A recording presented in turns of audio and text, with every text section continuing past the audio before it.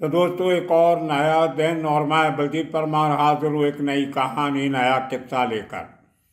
आज आपको एक बार फिर वो किस्सा सुनाएंगे जिसमें घाट कोपर की एक रेस्टोरेंट कम बार, नाइट क्लब मेघराज में 1990 में माया डोलस और दिलीप बुआ ने बहुत हंगामा किया था। वो किस्सा आपने सुना। उसके बाद मुझे मेरे एक रिटायर्ड दोस्त पुलिस ऑफिसर का फोन आया जो उन दिनों में घाट कोपर में तैनात थे। उसके थोड़ी पहले ये किस्सा है 1987 का, जब इसी माया ढोलस ने, तभी दिलीप बुआ इसके साथ नहीं था, इसके दो दोस्त थे। इनमें से एक था बालू डोकरे, तीसरा एक और था जिसका नाम उस ऑफिसर को याद नहीं आ रहा था। इन्होंने घाटकोपर इलाके की एक और बार, जो नाइट क्लब नहीं था लेकिन डांस बार थी, मैं उसका नाम नहीं लेना चाहता क्योंकि वो बार आज भी चलती है। आज उसका मालिक नहीं है इस दुनिया में, उसका बेटा चला रहा है। उनसे मेरी बात हुई तो उन्होंने कहा ठीक है, आप कहानी सुना दीजिए लेकिन प्लीज़ हमारी बार का नाम मत देना, बिना मतलब लोग आके सवाल पूछेंगे। हमारी जो सिचुएशन है बड़ी ऑकवर्ड हो जाती है, लोगों को किस किस बात का जवाब देंगे। लेकिन ये कहानी बहुत इंटरेस्टिंग है। उस शख्स ने बताया जिसको उसके पिता मरने के पहले वो पूरा किस्सा बता के गए थे कि कैसे उनके बार में, डांस बार में, माया डोलस, बालू डोकरे और एक तीसरा आदमी, जो उन्होंने कंफर्म किया कि वो दिलीप बुआ नहीं था, वो और था। इन लोगों ने जो किया वो सुनने वाला किस्सा किस्सा पूरा मेरे पुलिस के दोस्त ने सुनाया था। उसकी कंफर्मेशन मैंने उस बार के जो आज का मालिक है, आज तो बार भी बंद है, वो डांस नहीं होता है, लेकिन बार है, रेस्टोरेंट है, वो चल रहा है, बड़ी इज्जत की, ईमानदारी की रोटी खा कमा रहे हैं। इसीलिए भी मैं उस बार का नाम नहीं लेना चाहता। हुआ कुछ ऐसे 1987, अशोक जोशी के कत्ल के एक साल पहले, ये माया डोलस को अशोक जोशी ने कांजूर मार्ग से निकाल दिया था। तो ये भागा भागा फिरता था, दिन कहीं पे रात कहीं पे। तो इसकी सबसे बड़ी ठहर, छिपने का, रहने का अड्डा था बाईखाला। बाईखाला में एक वो चाल जहाँ पे बालू ढोकरे रहा करता था, वहाँ पे एक पाटिल नाम का शख्स था जिसकी बाईखाला ईस्ट में स्टेशन की दूसरी तरफ, जो मोहम्मद अली रोड वाली साइड है, उस साइड में उसकी एक दुकान थी सब्जी भाजी की, फ्रूट की। उसके पास इसका अड्डा हुआ करता था और वो पूरी चाल में पाटिल के घर में टीवी हुआ करता था, जिसके शाम को जब को बड़े पॉपुलर सीरियल आते थे, जब फिल्म आती थी हिंदी फिल्म, तो उसके घर के बाहर ही लोग बैठ जाते थे। वहाँ पे वो जो सब्जी भाजी की भरने वाली जो लकड़ी के बॉक्सेस होते हैं, उनको उल्टा करके उसके ऊपर ही लोग बैठ जाते थे। तो बालू डोकरे तभी बच्चा था, छोटी उम्र का था, मतलब दादागिरी में पैर रखने लगा था, लेकिन बड़ा नाम नहीं हुआ था। वो इन लोगों के लिए, जिनमें रामिया पवार, माया डोलस और इनके साथी जो भी उस इलाके में शरण लेने जाते थे, टाइम पास करने जाते थे, उनके लिए कोई सोडा बॉटल ले आनी, बीयर की बॉटल ले आनी, दारू ले आनी, गिलास ले आनी, इस किस्म के काम करता था। तभी माया डोलस तो डेढ़ ड्राइवर था शुरू से, जान की परवाह नहीं करता था। तो उस दोस्त ने बताया, वहाँ के लोगों ने, जहाँ ये ठहर लेता था, एक बार रामिया पवार के पास जो ठहरा हुआ था तो उसको बातचीत करते करते रामिया ने इसको बोला कि एक साइन में एक लड़का है, वो कुछ ज़्यादा गड़बड़ कर रहा है, अपने लोगों को तंग कर रहा है, उसको थोड़ा सा सबक सिखा के आओ, उसको मारना नहीं। तो माया डोलस अब उसके पास आके रात काटता था, खाना खाता था, दारू पीता था आमिया पवार के पास। तो अपने उस उस्ताद का कहना मानते हुए ये आदमी साइन जाता है, और उस आदमी के साथ क्या इसका झगड़ा होता है नहीं होता है। जो कहा गया था कि उसका नुकसान नहीं करना, तो ये आदमी उसका कत्ल करके आ जाता है। अब मैं थोड़ी कोशिश कर रहा हूँ उस मर्डर की पड़ताल करने के लिए, जो शायद एक तरीके से अनसॉल्व्ड केस पड़ा हो, लेकिन ये पुलिस वाले की इन्फॉर्मेशन गलत नहीं हो सकती। साइन उसका एरिया नहीं था, इसलिए शायद उसने ज़्यादा ध्यान नहीं दिया होगा, या वो डिटेक्शन में नहीं होगा, क्राइम में नहीं होगा, कहीं और ड्यूटी होगी, तो अपने सर पे सरदर्दी कोई नहीं डालता। तो वहाँ से उसका कत्ल करके माया डोलस वापस भाईकला पहुँचता, और वहाँ पे वही पाटिल के घर में कोई हिंदी फिल्म चल रही थी, और ये आदमी वहाँ पे लोग बैठे देख रहे हैं। ये भी एक वो लकड़ी का बॉक्स लेके, पेटी लेके उस पर बैठ जाता है उल्टा करके, पानी मांगता है पटेल से, पानी पिलाओ भाई। वो पानी का गिलास दे जाता है, ये पानी पीता है थोड़ा, और बाकी पानी से इसके पास 12 इंच का छुरा था, चाकू, रामपुरी नाइफ, उसको साफ करता है। और वहीं वो जो पेटियां आती थी फ्रूट की, सब्जी की, उनके अंदर न्यूज़पेपर के कागज़ भी होते थे जिनमें रैप होके आती। तो उस कागज़ के साथ इसने अपना वो खून से लथपथ हुआ वो चाकू साफ किया, पहले पानी से धोया, बाद में अखबार से साफ करके उसको फोल्ड करके लगा के जेब में डाल दिया। तो जो साथ में कुछ लोग बैठे थे उनको शक हुआ कि ये कोई ना कोई कांड करके आया है। तो उनमें से एक आदमी ने चुपके से जाके रमिया पवार को बता दिया कि आपका वो शागिर्द कुछ कांड करके आया है। तो वो समझ गया कि मैंने इसको भेजा था, इसलिए सीधा मेरे पास नहीं आया, कोई गड़बड़ हुई होगी। लगता उसने कहा कि ऐसे हो सकता है कुछ आदमी ने आगे से कोई बदतमीजी से बात की हो, क्योंकि वो जानता नहीं था कि माया डोलस कौन है। तो इस आदमी ने गुस्से में उसको मार दिया होगा। तो खैर रमिया आता है अपने अड्डे से उस चाल में, और माया को अपने साथ ले जाता है। उसके बाद क्या हुआ वो जाने।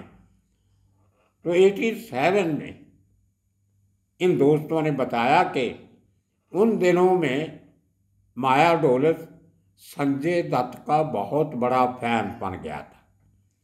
अब देखिए, संजय दत्त तो लाइमलाइट में आता है 92 में, वो जो एक फिल्म आई थी इसकी 93 में तो पकड़ा जाता है।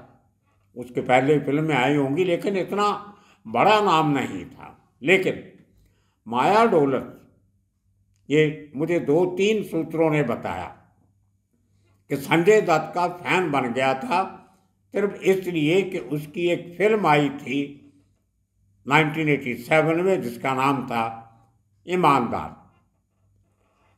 उसमें एक गाना था जो बहुत हिट हुआ था, वो सुरेश वाडकर ने गाया था। मेरे बहुत प्यारे मित्र सुरेश वाडकर एक समय में रहे हैं, बहुत नज़दीक से काम किया। जो म्यूज़िक डायरेक्टर थे जैन साहब, उनके साथ इसका बहुत नज़दीक का रिश्ता था। उनके थ्रू सुरेश वाडकर से मुलाकात हुई, तभी नए नए इनके राजश्री फिल्म के गाने शुरू हुए थे। जसपाल सिंह और सुरेश वाडकर दोनों बहुत फेमस हुए थे उस दौर में, ओवरनाइट सेलिब्रिटी हो गए थे। तो खैर रविंद्रा जैन की बात कर रहा हूँ, म्यूजिक डायरेक्टर, उनके सेक्रेटरी थे तिवारी जी, वो मेरे बहुत अच्छे मित्र थे। उनके भाई और बड़े भाई तिवारी जी अभी भी लखनऊ में रहते हैं, 2 बार मुझे पंजाब आके मिल के भी गए हैं, पुराना फैमिली रिलेशन था हमारा। खैर, तो सुरेश वाडकर ने गाना गाया था जो बहुत हिट हुआ। तो फिल्म तो मुझे पता नहीं हिट हुई कि फ्लॉप हुई, पर वो गाना बहुत हिट था। और वो गाना था, अब इस दिल में क्या रखा है, और इस दिल में क्या रखा है, तेरा ही नाम छपा रखा है। इस किस्म का गाना था, बहुत हिट हुआ था, बहुत बजता था त्योहारों पे, होली पे, दिवाली पे, गणपति पे यही गाना बजता था उन दिनों में। तो ये गाना माया डोलिस का बहुत पसंदीदा गाना था। तो 87 की जो 31 दिसंबर की रात थी, ये अपने दो दोस्तों के साथ, जिनके साथ एक बालू डोकरे था, ये उस बार में जाता है घाटकोपर में, जो तभी डांस बार हुआ करती थी। और वहां से और भी बहुत लोग बैठे थे जिनको पता नहीं था कि माया डोलिस कौन है, क्या नहीं है। तो वहां पहली बार शायद माया डोलिस की पटाई हुई होगी इस तरह से। तो यहां बैठे बैठे इन तीनों ने होटल के वेटर्स को बोला कि ये गाना लगाइए, और इस दिल में क्या रखा। उन्होंने लगा दिया। अब इन लोगों ने बोला एक बार और लगाओ, फिर लगा दिया। ऐसे करते करते 7-8 बार वही गाना बार बार इन्होंने जिद करके, रुआब डाल के लोगों पे कि आपको मालूम नहीं है हम कौन हैं, वो गाना चलाए। इतने में जो बाकी लोग नया साल मनाने आए थे वो थोड़ा भड़क गया। मुंबई में कोई किसी की परवाह नहीं करता, तो सब एक ही भाषा बोलने वाले लोग सब, उन्होंने एतराज़ किया कि भाई बहुत हो गया, अभी बहुत सुन लिया तुम्हारा गाना, हमें भी अपने गाने सुनने दो। वहां से लेके कुछ मुंहमारी हो जाती। और वहां पे जो माया डोलिस और इसका वो तीसरा दोस्त जिसका नाम याद नहीं आ रहा, ये बालू डोकरे बहुत यंग था तभी, 17-18 साल का होगा। तो इन दोनों का झगड़ा हो जाता है, चाकू छोरे निकल आते हैं। तो सामने वाले भी मजबूत थे और होटल के अपने बाउंसर वगैरह बुला के रखे हुए थे, न्यू ईयर ईव थे, उनको पता था कि इस मौके पे कोई भी झगड़ा हो सकता है। वहाँ पे जब हाथों-पाई होती है तो उस दोस्त को और माया की अच्छी खासी पटाई उन्होंने की। ये उसके बाद मौका मिलते ही माया डोलिस ने अपना वो छुरा निकाला जो जेब में रखता था, और 3-4 लोगों को मार के जख्मी करके भाग गए वहां से। बालू डोकरे भी भागा। ये बहुत कम होता है जब आपको किसी अनजान जगह पे कोई जानता नहीं और वहां पे जाके आप अपना रुआब डालो तो दूसरे लोग भी पड़ जाते हैं, छोड़ते नहीं हैं। वो बात माया डोलिस भूला नहीं था। और कुछ सालों के बाद 91 की बात है, ये आदमी वहां पे जाता है तो मालूम पड़ता है कि उस दिन वो होटल बंद था। पता चलता है कि मालिक की डेथ हो गई है और वो 1-2 दिन वो रेस्टोरेंट बंद रखा हुआ था।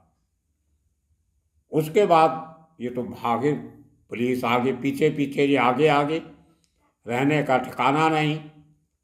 अशोक जोशी ने इनको कांजूर मार्ग से भगा दिया था, तो ये कभी कहीं कभी कहीं। उसके बाद दिलीप बुआ के साथ अच्छी दोस्ती होने के चलते ये आदमी थोड़ा डिपेंडेंट होने लगा बुआ पे। बहुत से किस्से, बहुत से कांड फिर दोनों ने मिलके किए। चोरियां चकारियां भी करते थे, लोगों से पैसा लेके कत्ल भी करते थे, फिरौतियां मांगते थे। तो ये इनका काम, जो बाद में एनकाउंटर एक्ट लोखंडवाला के बाद जो नाम बढ़ा इतना बड़ा, उसका जो इमेज है वो फिल्म की वजह से ज़्यादा बढ़ गया। लेकिन उसके पहले ही कोई उस किस्म के बड़े नामचीन लोग नहीं थे जिनको हर जगह पे कोई पहचानता हो। वैसे भी जो क्रिमिनल होते हैं वो अपनी जान पहचान कम ही बताते हैं लोगों को। आम लोगों का अपना एक एरिया होता है, अपने एरिया के भाई होते हैं। अब टिल्लू उस्ताद था, उसको पूरा मुंबई जानता था, क्योंकि वर्धा का हुसैन कोली बड़ा एरिया सब भालता था। इसी तरह हर गली के दादे होते थे, लेकिन ये चलते फिरते बदमाश थे, किसी से इनकी बनती नहीं थी, अकड़ बहुत थी, अपने ऊपर हंकार बहुत था, झगड़े बहुत करते थे, मार खाते भी थे, मारते भी थे। लेकिन उस बात ने बालू डोकरों के एक बात सिखाई कि कभी भी दारू पी के झगड़ा नहीं करना किसी। और उस समय वो जो घाटकोपर एरिया था पूरा 87 में, वो छोटा राजन की फील्डम थी। और वो जो शेट्टी, जो होटल का मालिक था, वो भी शेट्टी था। उसकी दोस्ती थी एक दाऊद के भाई के साथ। उस मालिक का सका भाई छोटा, उसका रेस्टोरेंट कहीं और था। उसने फिर अपने दाऊद के भाई को बोल के छोटा राजन को कहलाया। छोटा राजन ने अपने लोगों को बोला कि अपने इलाके में जो रेस्टोरेंट, उनका ख्याल रखा करो, ये बाहर से आके लोग इस किस्म की हरकतें नहीं करें, तो अपने लोगों का साथ दिया करो। ये बातें भी, और उसके बाद में उस आदमी की, मालिक की डेथ हो गई। दोबारा माया डोलस को हमला करने का नहीं। लेकिन 90 में उसी घाटकोपर इलाके में वो जो किस्सा हमने आपको सुनाया, तब इसके पास हथियार आ गए थे और इसने वो हथियार निकाल के मेघराज नाइट क्लब में जो गोलियां चलाई, अटैक किया। लकीली कोई मरा नहीं। वो किस्सा आपने सुना। तो ये थी कहानी इन लोगों की जो उस जमाने में ये लोग किया करते थे। इनके मरने के बाद बालू डोकरे तो बहुत दूर तक निकला आगे थे। उसका किस्सा हम आपने सुनाया आपको। लेकिन आप देखिए कि अंडरवर्ल्ड के लोग, किसी की जो एलिजेंस होती है, वफादारी होती है, वो किसी गैंग से होती है। वो गैंगस्टर की आपस में नहीं बनती, लेकिन जो नीचे के लोअर रंग के क्रिमिनल होते हैं, वो आपस में उनकी दोस्तियां हो जाती हैं। संगत से कई बार लोगों पे असर पड़ते हैं, अच्छे और बुरे। अगर इस किस्म की संगत में अगर बालू डोकरे नहीं होता, तो शायद वो क्रिमिनल नहीं बनता। और उसके बाद जब वो आदमी छोड़ना चाहता है तो वो छोड़ नहीं सकता। मुझे याद है, रामिया पवार को उस समय के पुलिस ऑफिसर राकेश मारिया ने बुला के समझाया था कि तुम छोड़ दो, ये तुम्हारा काम नहीं है। उसने कोशिश भी की छोड़ने की, लेकिन आदमी जब अंदर तक घुस जाता है तो निकलना बहुत मुश्किल होता है। और एंड में उसका इनकाउंटर पुलिस को करना पड़ा। अगर राकेश मारिया की बात सुनकर रामिया छोड़ देता, उनकी बात मान जाता, तो शायद आज भी जिंदा होता। ये दूसरी बात है, उसने शादी वगैरह नहीं की थी, नहीं तो उसके बच्चों का, आगे औलाद का, फैमिली का क्या होता, ये भी सोचने की बात है। सो दोस्तों, आज के दिन के लिए इतना काफ़ी। अंडरवर्ल्ड से जुड़ी पुरानी किस्से कहानियाँ जो किसी भी सोर्स से हमारे पास आती हैं, आपके साथ शेयर करते हैं। आपके पास भी कोई इन्फॉर्मेशन हो तो हमें कमेंट बॉक्स में ज़रूर लिख के भेजा करो। बहुत से लोगों के पास मेरा व्हाट्सएप नंबर भी है, उस पर भेज दिया करो। हम उसकी खोज पड़ताल करेंगे, कंफर्मेशन करेंगे, रिकन्फर्म करेंगे, चेक करेंगे, क्रॉस चेक करेंगे, और फिर आपके साथ, सबके साथ उसको शेयर करेंगे। तो आप सबका बहुत बहुत शुक्रिया, धन्यवाद।